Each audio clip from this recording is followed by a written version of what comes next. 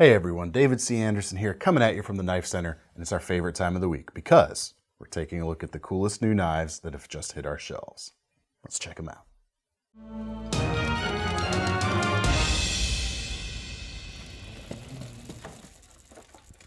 All right, first thing this week is our latest Spyderco exclusive coming in at $224. It is the Endura, the enduring Endura. Shown here, you've seen this configuration on the Delica from us. Black Pakkawood handles, so you got that nice stabilized wood material so that it's not gonna, or stands much less of a chance of warping, cracking, shrinking, any of that stuff that natural wood can be more prone to do, paired with a VG10 core Damascus blade.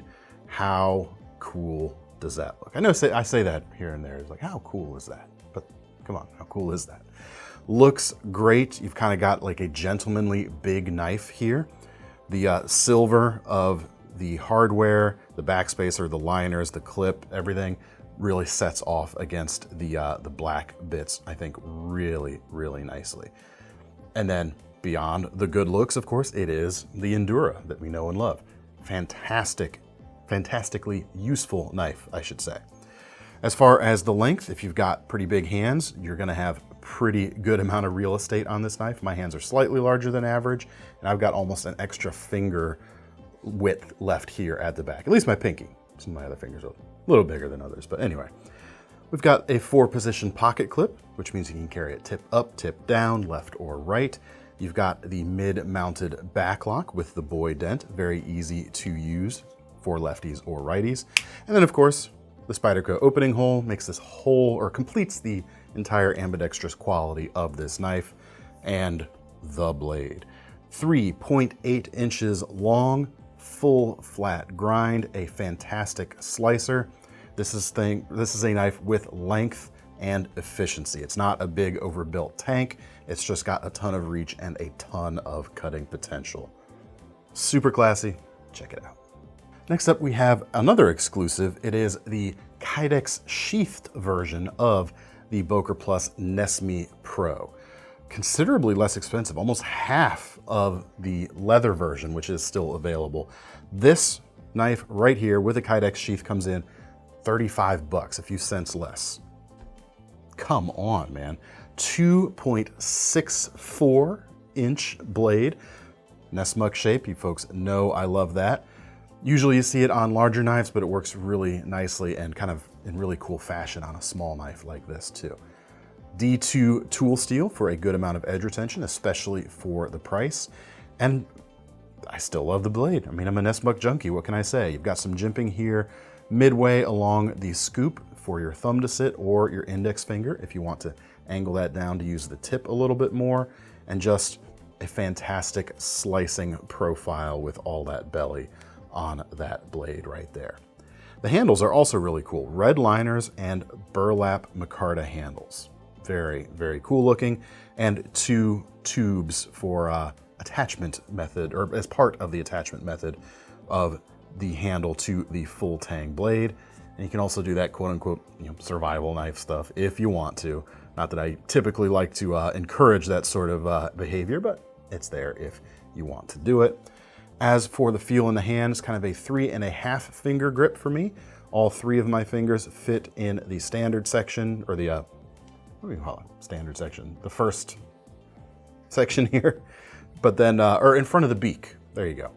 And then the tail end has a nice spot for my pinky to rest for, fine manipulation and that sort of thing. Very, very cool. The sheath itself is Kydex, and it is a simple Kydex slip, essentially.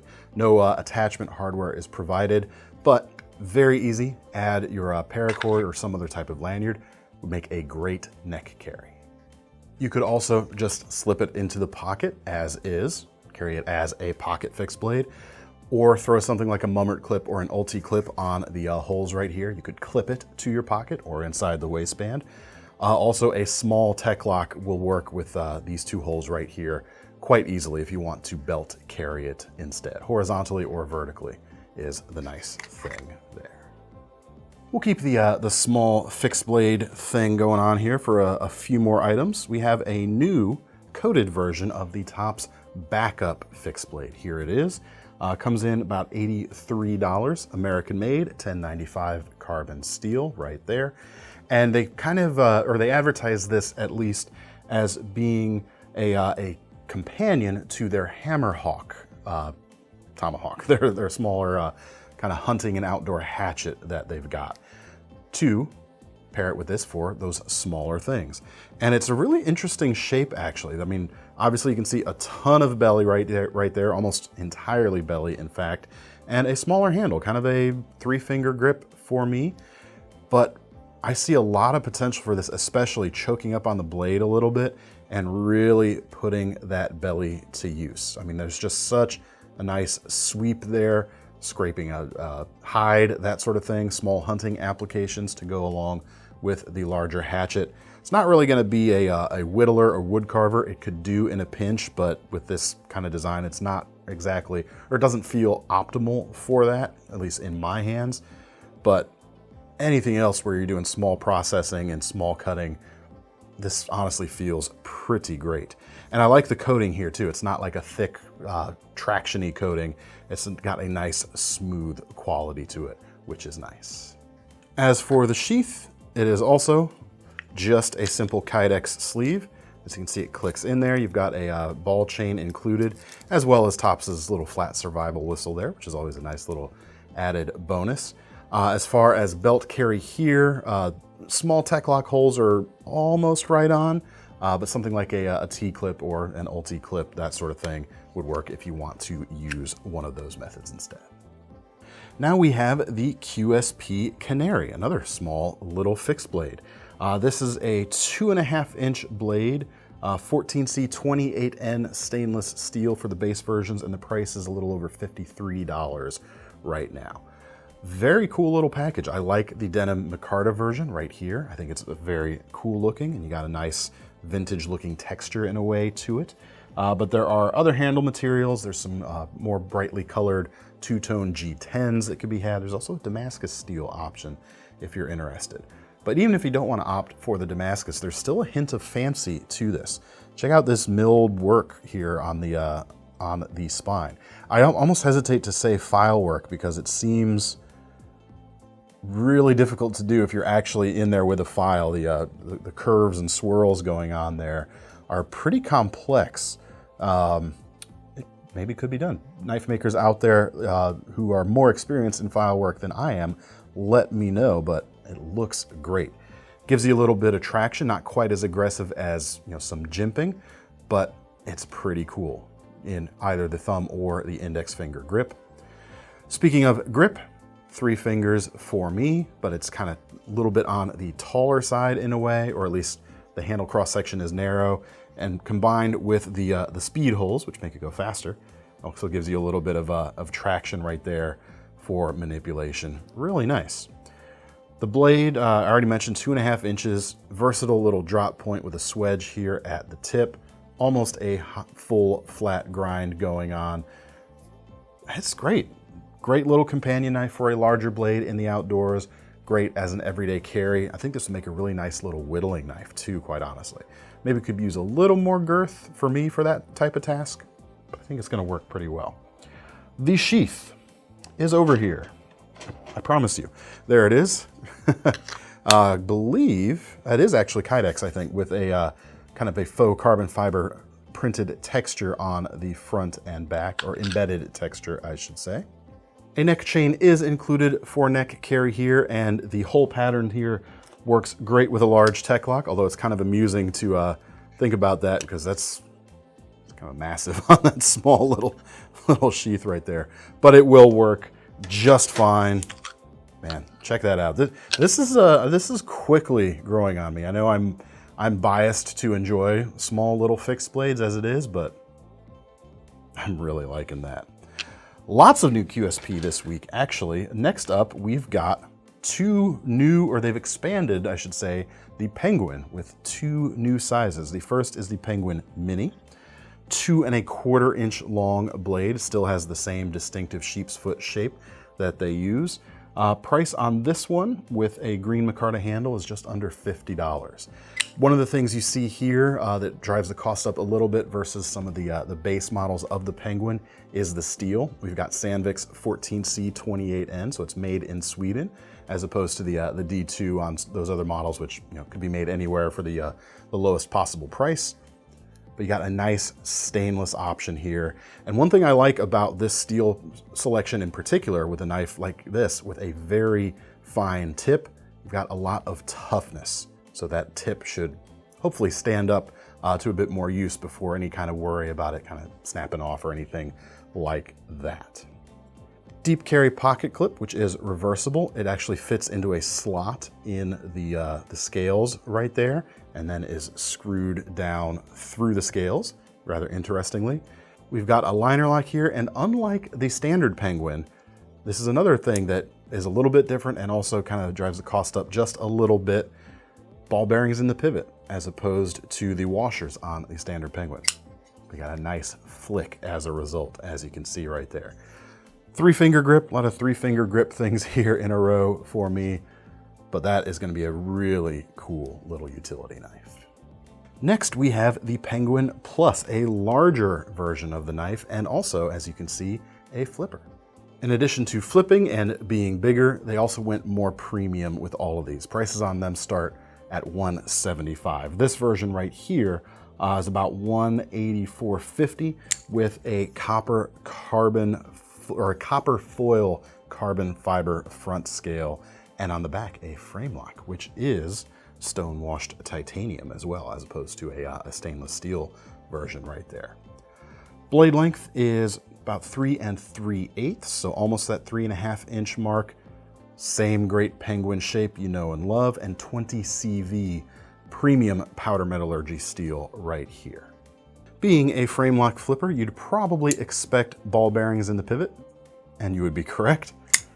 Nice, solid, authoritative flipping action there, and you've still got the thumb studs as well, like the baser models, or the smaller models, I should say, so you can still pop it open quite nicely that way too. Wire deep carry pocket clip, which is reversible, works great.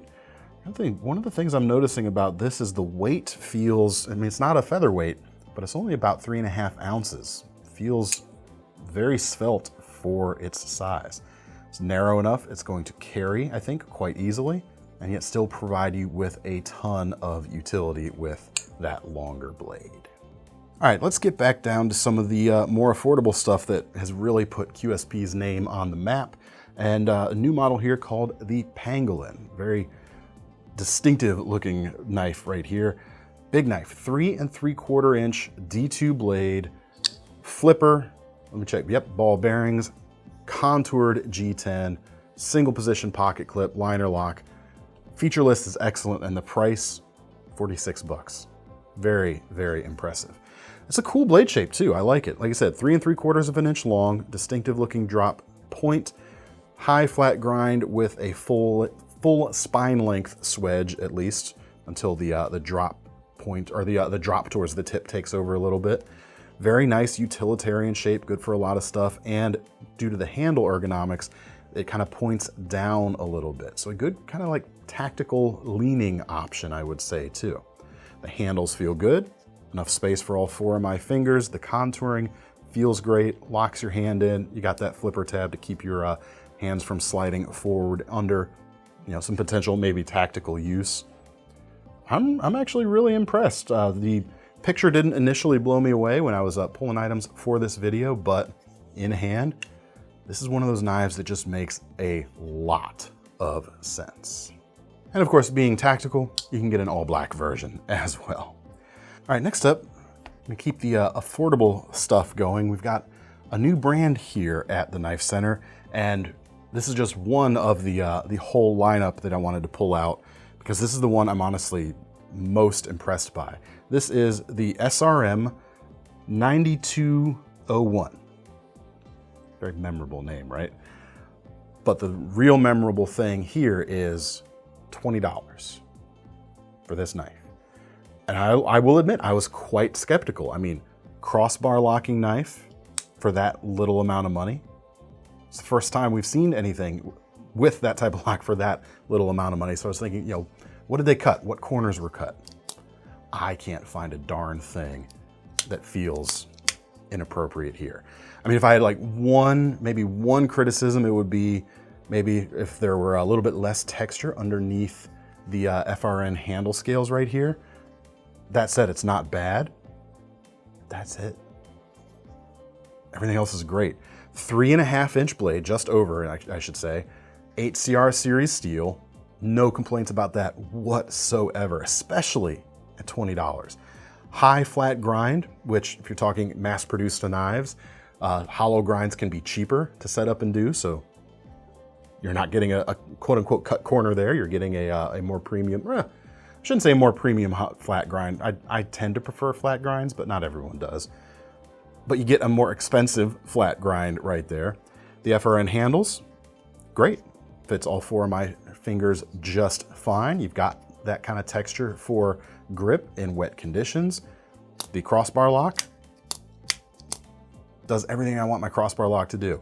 It's got the flicking action down. The lockup is super solid. One of the more stable crossbar locks I've felt, quite honestly, no joke. You've got the thumb hole to open it if you want. You've got a almost fully deep carry clip, which is reversible. So this is a great option for anyone who wants a knife this size, doesn't want to spend a lot of money. I can't find a thing to say bad about it. And I'm very surprised at that price. It is super impressive. You can bump up a little bit. You can get this with a D2 blade and G10 handles. That's about 30 bucks. Still a great bargain. And just a little bit of the SRM catalog that we've now got on our site.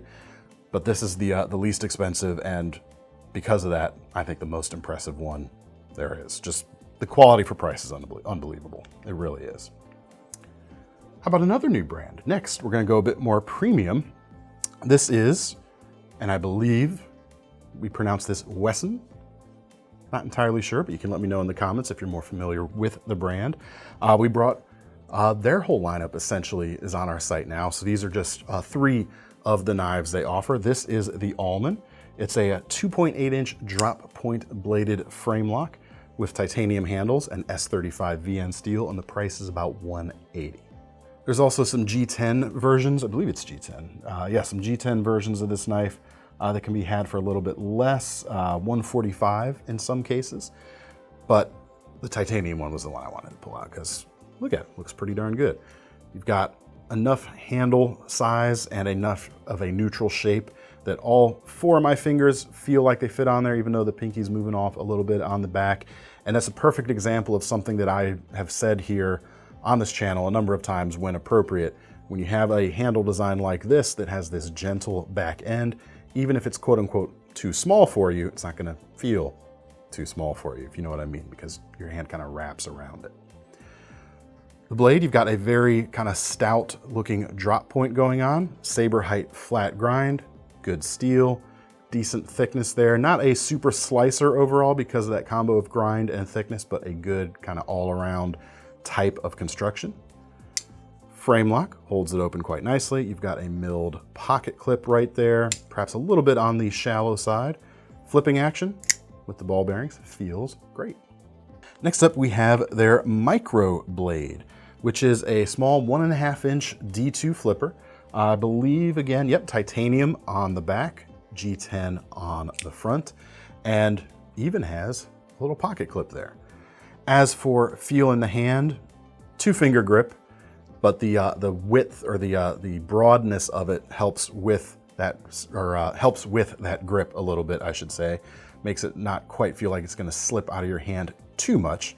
It is still a small knife, even though, so keep that in mind. Yeah, 1.5-inch blade flipper. Let's see how it flippers, shall we? Not too bad. You do have to be, or it takes a little bit of trying. Like you could easily, if you just kind of go in and push it the wrong way, because of its small size, you have to be a little more considerate in how you go to flip it. The thumb stud, I find kind of hard to use because my fingers are quite large and I'm putting pressure on the lock bar when I try to use the thumb stud. But if you do happen to like whiff the opening, the thumb stud's there to make it real easy to complete.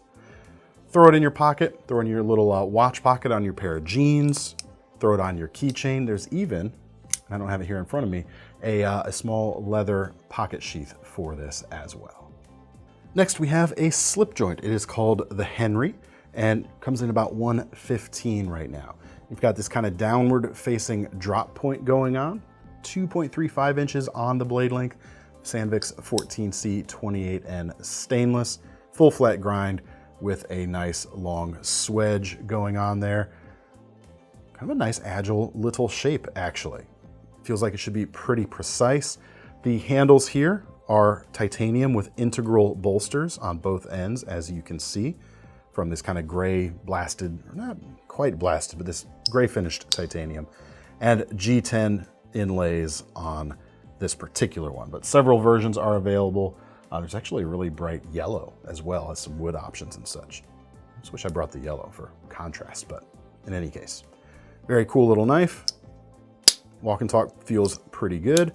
Not a super snappy half stop, but it's there and it works quite well. Overall, very easy to use and adjustable too, since this is not a pinned construction, so there you go. All right, speaking of small slip joints, we've got some of the instant collectible Victorinoxes, the Brilliant Classic series, and there's 3 of them. There is a shredded carbon fiber handle version, there is a crystal inlaid version, which I'm not actually sure what kind of crystal it is, and then you have this version right here, which is the most expensive of the bunch, coming in at a whopping $250. You've got the Damasteel covered Classic SD. Check that out. Looks pretty darn nice, I gotta say, and you get that, exotic powder metal damast product right there. Tool set is the standard Classic tool set, minus of course the toothpick and tweezers because of the scale selection here, but you got a blade, nail file with a small flathead, and a pair of scissors on the side. And the one thing I didn't show here, there's actually a little small Victorinox medallion that comes with this, comes with all 3 of these as well. But you can check those out, no problem, at the link below. Like I said, they are pretty pricey. If you want something that gets close to that maybe without spending nearly quite as much, check out the ALOX versions of the Classic as well. You'll get some of the same brilliance and the same slim nature, just not nearly the kind of exotic materials going on. So speaking of kind of fancy exotic stuff, check out this. We've seen the serrated versions of this, but we've sold through all of the plain edge versions so quickly when they've come in, I've not had a chance to show them to you.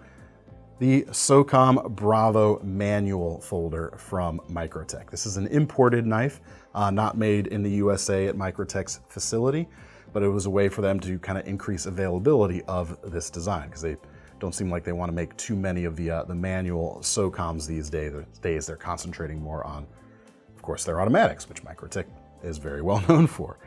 $350 for this knife. You've got a 4-inch M390 blade and titanium handles with carbon fiber inlays on each side. As you can see here, this is a knife made by Reiff for them. This is a frame locking knife, as you can see, as opposed to the locks you would see on the American version, but it's also a lot fancier than any of the American versions, or the standard American versions that I'm used to seeing, I should say. Flicking action is great. Ball bearings and an oversized pair of thumb studs makes that quite easy. It even fills the hand quite nicely for this type of design, and it maintains a little bit of that kind of fast agility that the original is known for. But overall, I think it's got its own thing going on. Quality, however, is excellent. Next up, we have the Midtech Jupiter from D-Rocket. Several versions, black coated or satin coated VG10 blades and carbon fiber and Ultim handles are available right now. $250 for this one right here. 3-inch blade, kind of a big bellied blade here, but not a drop point. We've got a lot of kind of like big-nosed blades on the table today. And here's where things get a little different for this knife. It is a button lock, yes, but it's not really. It's more of a button-actuated liner lock, in fact. As you can see, maybe, depending on the angle, we do have a liner lock there. When you push this button, there's another bit of liner that pushes down, and pushes the liner underneath out of the way. What you get here is essentially an anti-drop shut blade, because as you push the button, the liner from this side is going to be in the way of the blade. So you get a two-stage close. So that offers something a little bit different from something that would just fall shut. That makes some people nervous, but this way you still get kind of a bit of that fidget friendliness, which I know a lot of people highly prioritize, especially on some more expensive knives, without the quote-unquote uncertainty of a quote-unquote drop shut blade. Yeah, it's not really flickable too much in the open as well. You have to kind of really get on the edge of this thumb tab to get the flip open, but I find that a little more uncomfortable. I think this is much more better served as a typical thumb open like so. But the quality feels good, and you've got a unique opening method, or a unique closing method, I should say there, to play around with as well. All right, third new brand to introduce today, we've got Reiff knives, or Reiff knives. Two models of hard use, survival, bushcraft-esque knives right here. We have the F4, which is the smaller version, and the F6, which is the larger. I'll start with the smaller. 334 for this. You've got a 4-inch blade, CPM 3V, great versatile shape, perfect size. I've always been a big fan of this size of knife for outdoors use, for just a primary or backup fixed blade. But you've got enough length to be very useful, and short enough length to be able to take it most places without worry about legal recriminations. Check your local laws, of course. We are not lawyers. Caveat Cam over there, perhaps. But it's the perfect little drop point shape. But we've got a high flat grind and a thickness there that looks, was that about 5/32? I haven't actually checked. Yep, 0.156 on the thickness. My micrometers worked again. This time. So in my mind, this is a great blend between efficiency and strength, especially when you throw in that 3V steel for the extra toughness it likes to provide. And it's got a shape that's going to work in any outdoor pursuit. Handles are G10. The shape feels quite good overall. Neutral enough, but it has enough of a swell there to get that greater level of comfort, but you still have the versatility of a lot of different hand sizes. I think should have a pretty good time with this. And just enough of a finger guard at the front for a quote-unquote survival knife, at least in my mind, which I like to see. Now there's several different G10 color options available. This is the Coyote, and there's also two different sheath options for each. There is a leather sheath, and as you can see right here, it is made by JRE Industries, kind of instantly recognizable, my buddy Spen. And you've got the dangler loop here at the back, which you can use to dangle it from your belt. Works really nicely when maneuvering around or sitting. Or you can tuck it underneath and run through the standard loop, or even cut it off if you really don't want it. And of course, a fire steel loop on the side that should hold a 3/8 inch fire steel quite easily. There's also a Kydex sheath option, and I'll show you that with the F6 Leuku here. The price on this with the Kydex comes in at $384. Sorry. Retention is excellent. You've got a Kydex fire steel loop here at the side. Looks also sized to fit a 3/8 inch loop. And then on the back, you have this clip. You can see it's got these kind of teeth at the bottom to give you that J hook style of thing going on. You can actually rotate this around to your preferred setting, essentially, but it's not so tight that you can't, again, move it while it is on your belt. So you can move it around to suit what you're doing at the time, kind of like a dangler on the leather sheath will allow. But you can get this larger knife with a leather sheath as well, same style as that JRE one we just looked at. The blade on the F6 is very Leuku or Puko inspired. 6-inch here, almost a straight back spine, but you do have just a hint of drop there near the front. Flat saber grind all the way towards the end. 3V again, of course. Specs are essentially the same, or construction styles, I should say, are the same between the two knives, just bigger size and slightly different shape. Actually, the handles, yeah, same shape too, just a little bit larger on the F6. And that's a good example of what I mean by, if you have different hand sizes, these handles are going to work really well, because even though these are different, the shape is the same and they both feel excellent in my hands. There you go. Hope that helps. But really nice. Thickness here is about 3/16 of an inch, so this one is definitely a bit more of a bruiser. Could think of it as kind of a competitor, or the thing that comes to mind for me is not something like the SE6, but maybe something like the Survive knives, like the GSO series out there. This is a really, really nice and a really compelling feeling alternative to something like those. Next up, we have a new Ontario rat knife, and a truly new Ontario rat knife. This is not just, they did like new versions of the Rat 3 with different blade shapes earlier this year, but this is the Rat 6, which I just mentioned the SE6 a minute ago. You could think of kind of as a competitor to the SE6. Price on this, $166, and the main difference between this and most of the rest of the Rat lineup from Ontario, stainless steel. We've got S35 VN right here rather than 1095 carbon. As such, you're still gonna get a decent amount of toughness, but you're gonna get a lot more edge retention and of course, stainless capability as well. Blade length is 6.5 inches, thickness is about 3/16, and you've got a full flat grind.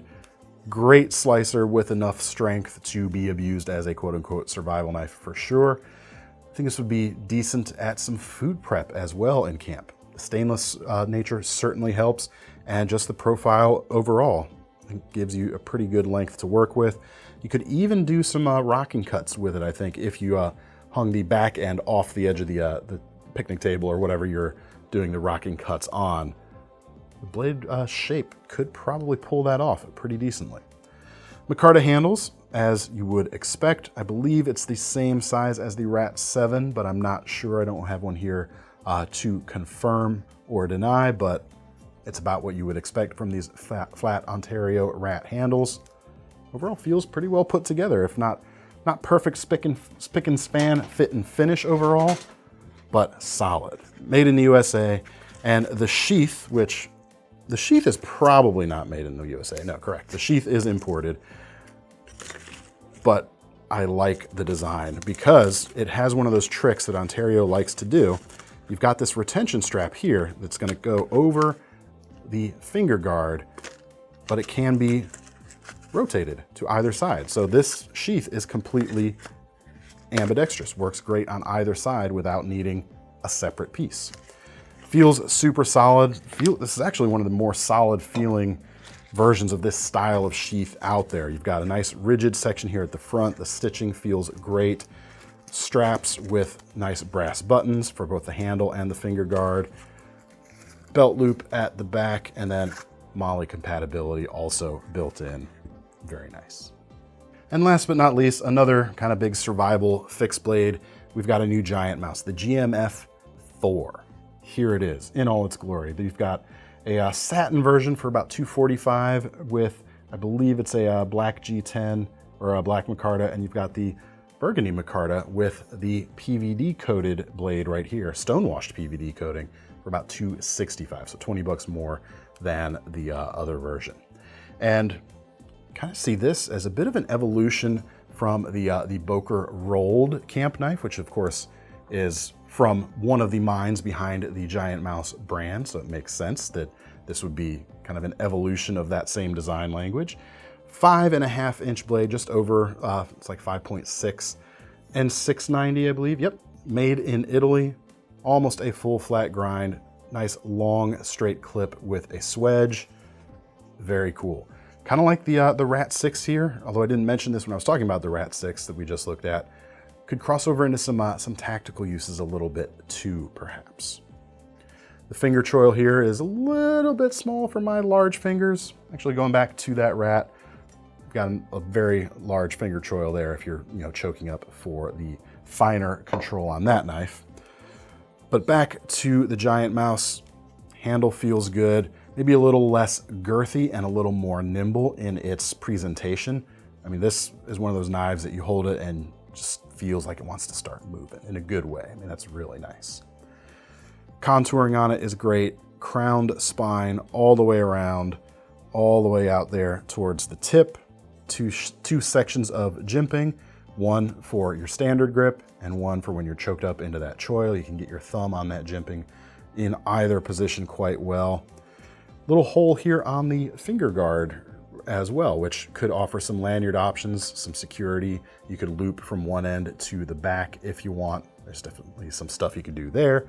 And a protruding pommel here at the back. Doesn't give you a sharp edge at any point for scraping or anything else, but does give you a nice impact point if you needed to use it for that. As for the sheath on this knife, it is very, very good feeling. It is also made in Italy. You've got nice thick leather, nice burnished welts, and a retention strap there at the front with a standard belt loop there on the back. Overall, just a really, really compelling package. All right, that's all we've got for today. Let me know what you thought down in the comments. And if you want to get your hands on any of them, of course, check out the links in the description to take you to KnifeCenter.com. And don't forget about our Knife Rewards program, because, I mean, we're going to buy knives, right? So you might as well earn some free money to spend on your next ones. I'm David C. Anderson from the Knife Center. That's Thomas behind the camera, and we're signing off. See you next time.